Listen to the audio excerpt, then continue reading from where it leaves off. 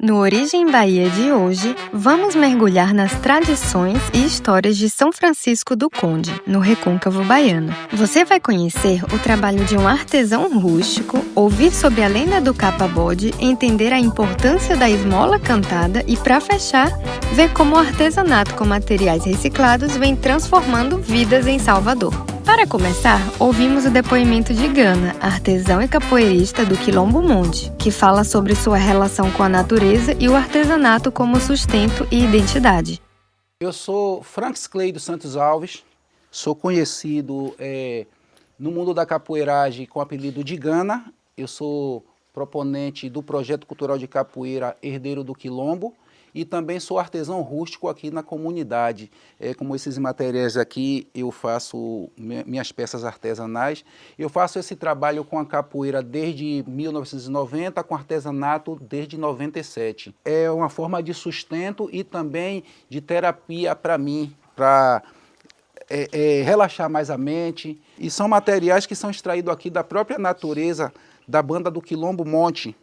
Esses materiais eles são bem selecionados na hora da extração, com cuidado e respeito com a natureza, o cuidado no corte e também o ciclo lunar para poder tirar cada peça da natureza, porque a madeira, ela na lua minguante, ela está com o tronco, o caule forte, está imune a pragas, cupim, aprudecer rápido. E aí, por aí eu vou indo dentro da mata, fazendo minha vivência, tirando cipó, ouvindo os cantos dos pássaros, fotografando, registrando os momentos, né? E quando chego em casa, trabalho as peças artesanais. A minha iniciação com o artesanato veio de uma época, de um tempo sofrido meu. Eu venho de família humilde, meu pai era vaqueiro, tropeiro, galista, passarinheiro, homem do campo, da área rural, da pecuária. Então e também era azeiteiro, um dos melhores azeiteiros na época dele, aqui na região, e um dos pioneiros para fazer a casa artesanal da fabricação do azeite, aqui na região da Maraíba, onde a gente morava. Ou seja, a gente morava numa área de mato, não tinha acesso à escola fácil, era mais de 6, 7 quilômetros para chegar até a escola. E chegava um tempo, né, a gente sempre ajudou a família, o pai, a mãe, em tudo. Quando eles iam trabalhar, a gente que fazia tudo, ajeitava os outros irmãos menores, fazia comida, limpava a casa. E aí, meus pais me ajudaram a construir uma casa de pau a pique, de taipa. E eu não tinha ainda trabalho, mas eu me sentia naquilo que meu pai falava da gente logo pegar o rumo nosso, limpar o beco, como a gente aqui fala. E eu comecei a dormir nesse barraco, sentei cama, sentei nada, eu jogava tudo no chão. E eu começava a fazer a cama de paia para dormir, e aí nessa brincadeira eu ajudava os colegas na roça para poder limpar uma mandioca, fazer uma farinha, e eles me davam também alguma coisa, aí eu já levava para essa casa, e junto com o marisco eu fazia aquele alimento e não tinha necessidade de voltar tão cedo para casa. E aí eu fui pegando um gosto. É o que eu fiz. Eu andava dentro do mato, porque eu sou um cara que eu gosto muito da natureza, respeito e preservo a natureza, até na extração dos materiais que eu faço, que eu tiro. E aí o que aconteceu? Eu descobri esse cipó aqui numa brincadeira, eu puxando o mato, aí eu puxei esse cipó, ele abriu da casca, ficou o caule, eu achei aquela coisa interessante, e aí brincando comecei a fazer tranças. E sempre quando eu voltava lá, eu encontrava aquele cipó na resistência, aí eu falei, pô, isso aqui é um cipó bom de fazer artesanato. Aí eu comecei a fabricar tipo essas bancas. Esse cesto aqui é pequeno, mas a gente com um cesto desse maior, a gente chama de balaio. Era os cestos, os balaios que as mulheres principalmente, as esposas dos roceiros tinham os balaios, cada filha também tinha um balaio, que quando eles faziam a limpeza da roça, plantava mandioca para fazer a farinha, tinha um dia de fazer a colheita, ou seja, arrancar da terra a raiz da mandioca. E aí, para levar até a casa de farinha, era meu pai que conduzia no animal, que era o vasilhame era feito desse cipó, que era o chamado caçoar, que era levado na cangaia, conduzido pelo burro, pelo animal. E aí os balaios era para poder, quando o roceiro estava arrancando a mandioca, as mulheres vinham por trás catando e levando até o local de acesso para o animal pegar. Aí a gente carregava e levava para cá de farinha. Então esse cesto era muito utilizado para isso. E também jiquis, né, cofo para os marisqueiros, os pescadores, levar para o mangue, para o mar, para poder colocar os mariscos extraídos. Se a gente ia para a roça, essa aqui, a cabaça, levava água. Tinha o furo, colocava a rolha, fazia a limpeza, tudo, para tirar o amargo dela e tudo, e levava para a roça. Outras cabaças menorzinhas, os caçadores usavam para poder colocar pólvora, colocar chumbo. Naquele tempo era usado para se lavar roupa, pegar água para beber, para cozinhar, para se banhar. E era usado isso aqui, a cabaça, para poder levar a água para a roça, para o trabalho. Fazia os copinhos também, o utensílio para dentro de casa. Quando a gente está construindo algo que a gente quer que saia bonito, perfeito para os olhos de quem veja, além do próprio artesão, tem de vir com amor. Às vezes a perfeição, se a gente for tentar em um artesanato rústico criar uma perfeição, a gente não vai achar a perfeição, porque o rústico ela não exige a perfeição. O rústico, o que eu trabalho mesmo aqui, se saiu torto aqui, mas ela tem uma boniteza, algo que vai servir, porque é uma coisa que foi feita por amor. Depois dele acabar daqui, eu posso usar na mesa da cozinha, colocar ovos, colocar pão. E é o amor da arte, essa aí. A peça mais bonita é se fazer com amor. Aqui tem uma vegetação tipo folha de abóbora ali tem pé de cabaça, aqui eu planto. E a maior parte dos meus acessórios, das minhas peças artesanais, como eu falei, vem da natureza. E para que eu extraia isso, eu tenho de também ter uma afinidade com a natureza. Eu tenho de saber adentrar, pedir licença, saber andar, saber qual é o dia certo, a hora certa, onde é que eu vou pisar.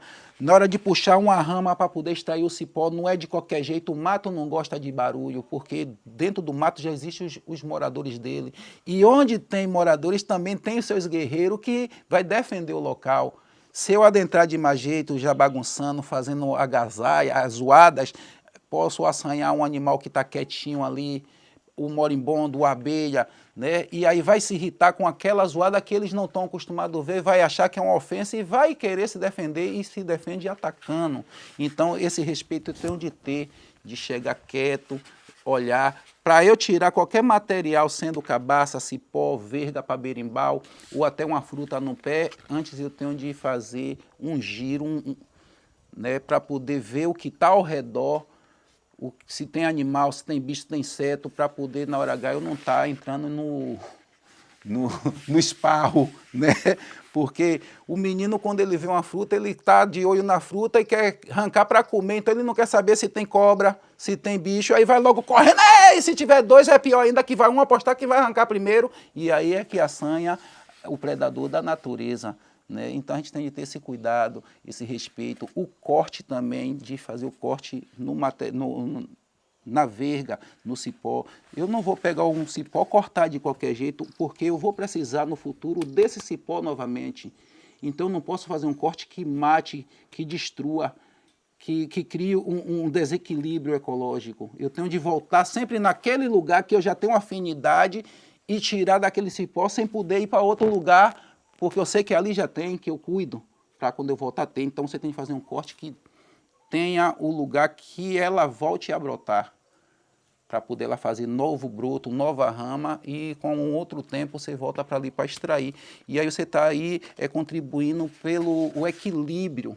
Quando eu volto, eu não vou mais em outro lugar, não. Eu vou sempre naquele lugar que eu sei que aquela verga já está boa de cortar e faço o corte perfeito para sair outra e aí vai. Então, a natureza sempre vai estar de bem, né? E é isso aí, é o cuidado e o respeito, primeiramente, para quem vai tirar qualquer tipo de material dentro da natureza. Tem que ter respeito e cuidado, preservar, porque sem ela não tem vida. A fala de Gana mostra como o saber manual e a vivência com a natureza moldam a cultura local. Assim como o artesanato, as histórias do recôncavo também são passadas de geração em geração. É nesse universo de tradição oral que surge a figura do capa-bode, personagem lendário que assombra e diverte as crianças da região, mantendo viva a imaginação popular. O bloco de nosso teatro é uma cultura que vem há tempo, há anos, aqui no município, foi criada através dos escravos, onde os escravos fugidos, para se esconder dos senhores dos engenhos, eles pegavam a cabeça do bode e uma capa que eles jogavam por cima, é por isso que hoje é capa-bode. Muitos não sabem o porquê do capa-bode, essa é a história do capa-bode. Era o chifre do bode com a capa que os escravos fugidos colocavam para assustar os meus senhores, os parentes dos meus senhores, para não resgatar ele. E durante os anos a gente veio modificando, até chegar na máscara que tem hoje, que é de papel, de algodão, papel de seda, de pano. A gente faz as oficinas, onde a gente ensina os meninos a fazer o cartucho, a gente fazer cartuchar a máscara, colocar algodão, colocar fita, é todo um processo, a gente ensina aos meninos da nossa comunidade. Eu comecei a construir essas máscaras através dos meus irmãos, porque é uma cultura que vem de legado por legado, de família. Meus irmãos mais velhos, aí foi até chegar hoje na minha pessoa, construindo essas máscaras. O capa-bode tem também uma cabaça que eles usam, a gente usa no lado, que é para assustar os meninos, né? As crianças, que hoje ainda no município a tradição dos meninos que não obedecem à mãe, os pais. Aí chega nessa época do carnaval, a gente se une e aí as mães e os pais vão até o nosso grupo falar dos meninos que não estão bem na escola, os meninos que estão desobedecendo. E a gente sai, às vezes a gente contrata a charanga também, que sai junto com a charanga nas ruas do nosso município. A gente sobrevive através de doação, né? Através do comércio, através da gente mesmo, a gente vai fazendo vaquinha no todo. Tem sorteio que a gente faz, bingo que a gente faz para poder comprar esse material. É um trabalho artesanal, é um trabalho de oficina. A gente incentiva as crianças, os adolescentes a aprender. Entendeu? Quem quiser também aprender pode marcar comigo que a gente alinha, faz essa oficina, ensina um pouco. A gente fala da história também, como surgiu, e ensina um pouco a fazer também essas máscaras, como construir uma máscara de careta e de capa-bode. Agora, seguimos para outra tradição fundamental, a esmola cantada. Uma manifestação de fé e solidariedade onde a comunidade se une em versos e música para ajudar quem precisa e fortalecer os laços sociais. Receba com grande amor, receba Nossa Senhora, a mãe de nosso Senhor. Receba Nossa Senhora, a mãe de nosso Senhor. Entramos na jardineira. A esmola é uma tradição de longas datas mesmo. Começou com uma tia minha, morava em Salbara, aqui no monte, era em Acupe, gente debaixo do Baiacu. Por esse lugar todo, nós ia cantar a esmola. Uma tradição que não acaba nunca. Muito bonita. A esmola a gente faz no intuito de ajudar a paróquia. A festa do dia 2 de fevereiro, que é muito bonita, entendeu? A novena, a gente pega a coroa, arruma a coroa de Nossa Senhora, arruma na caixinha e sai de porta em porta pedindo a esmola. A igreja já era velhinha e tudo, depois que começaram a construir, para chegar hoje no pé que ela está. Tem 608 anos.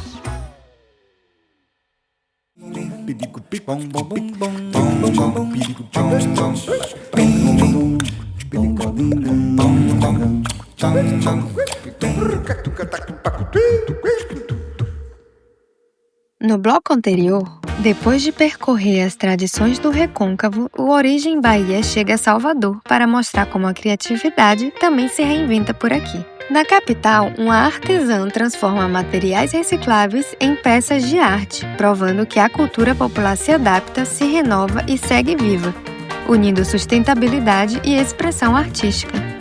Eu sou Jennifer Bahia, nasci em Salvador, Bahia.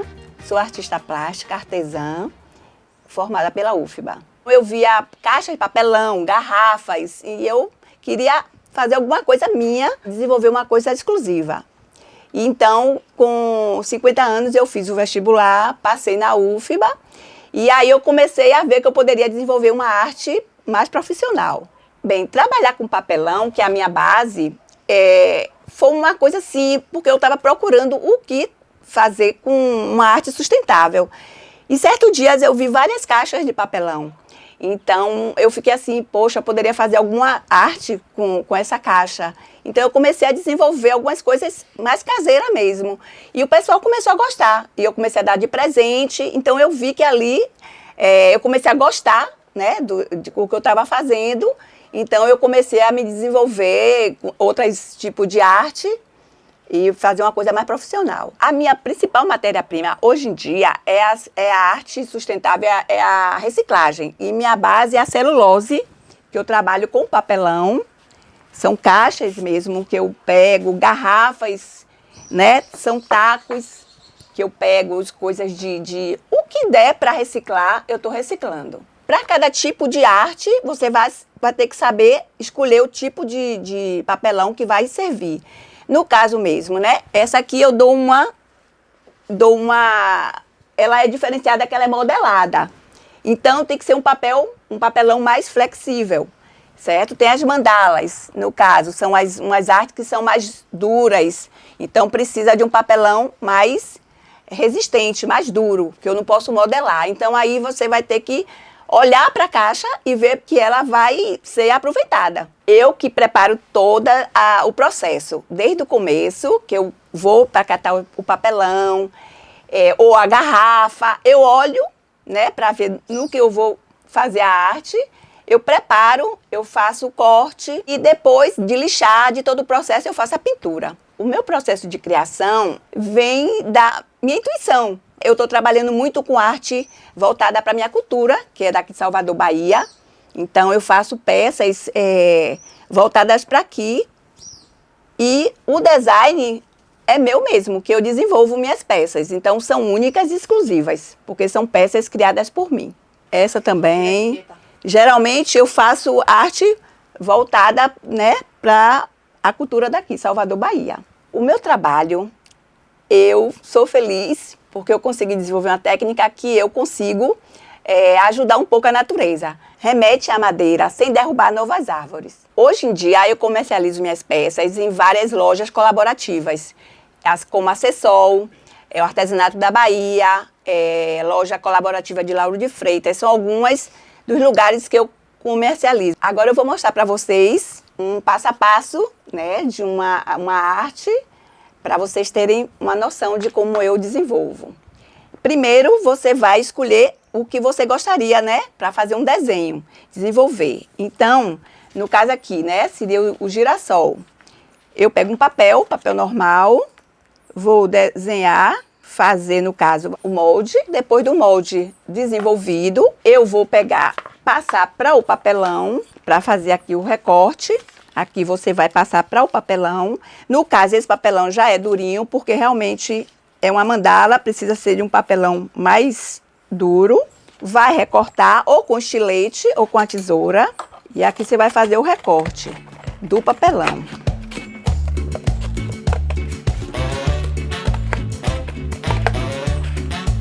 Pronto. Então, você com a mandala já recortada, papelão, vocês vão escolher um papelão mais resistente, não pode ser um papelão muito mole.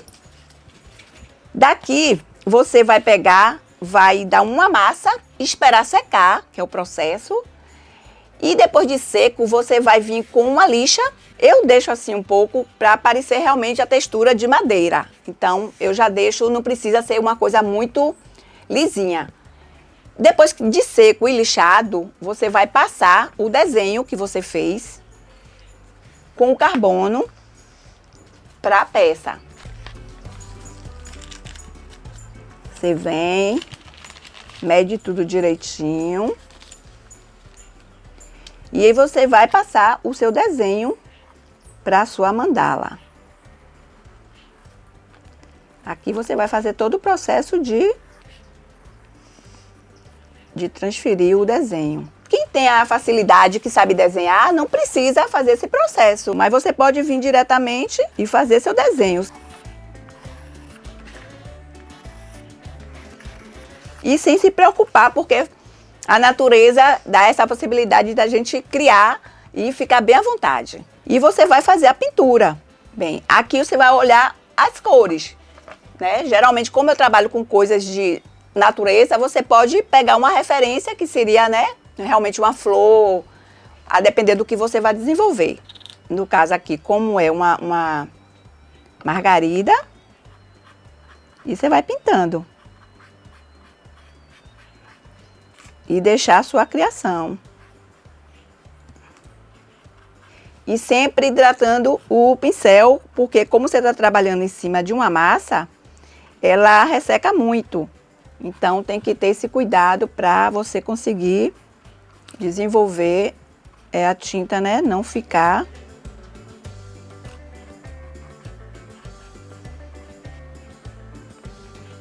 E deixa fluir. Nessa mandala aqui eu vou usar as cores verde, o amarelo, o laranja, o preto e o marrom.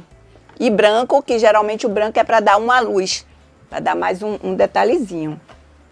Você dá um fundo, porque a flor é amarela. Depois você vem com uma cor mais escura e você vai fazendo os detalhezinhos. Vocês vão dando um efeito.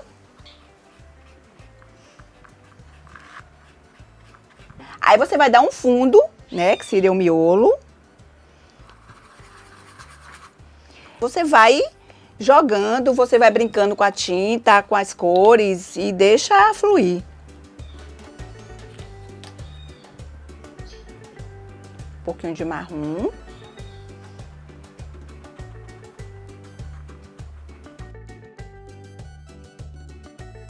Um pouquinho de preto. Para dar uma... E você vê que eu estou usando todos os pincéis iguais, né? Mas vocês podem também, quem se sentir mais confortável, usar outros pincéis. Sempre hidratando. Fazer um detalhezinho.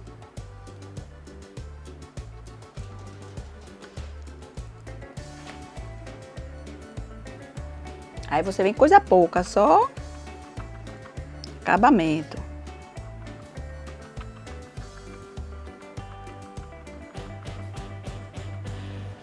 Aqui você vem, ó, fazendo o fundo.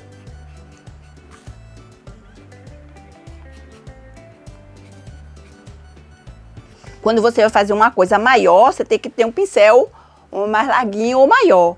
Coisas menores tem que ter um pincel, né? Agora sim, tem pincel mais macio. Nesse caso aqui, eu não gosto de pincel muito macio, porque a base é dura. Então, você não consegue desenvolver com pincel muito macio, né? Só se for para detalhes.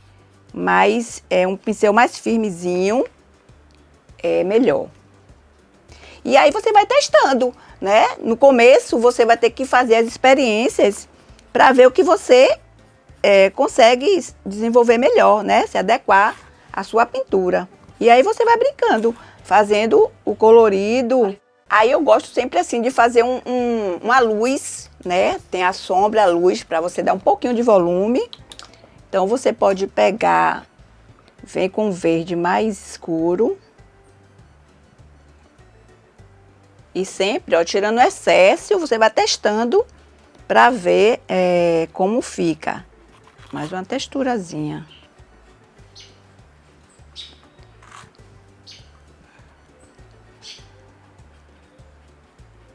Pronto. Então, você pode botar um pouquinho de verde para dar misturar, quebrar mais o preto. Pega um pouquinho de tinta e vem dando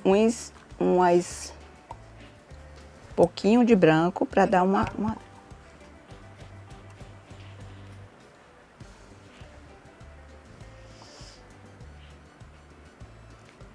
Eu posso pintar o fundo de marrom para você ter essa sensação de madeira.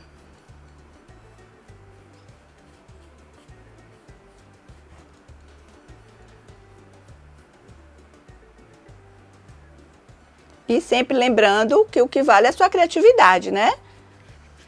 O que você deixar acontecer, deixar fluir.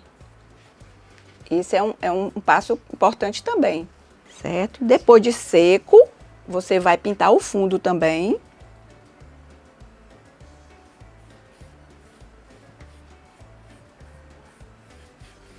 Então, para finalizar, eu faço o contorno, mas pode ser também sem um contorno. Você pode fazer tudo bem certinha e não precisa fazer o contorno, aí é opcional. Então, você vem, ó, só fazendo o contorno, né,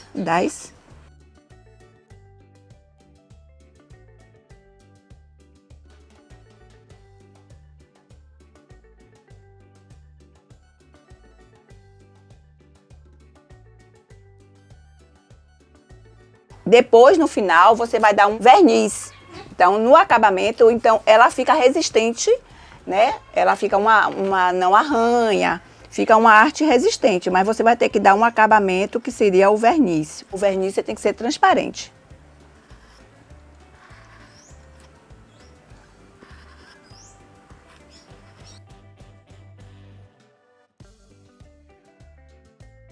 Pronto. Aí você vai dar os acabamentos.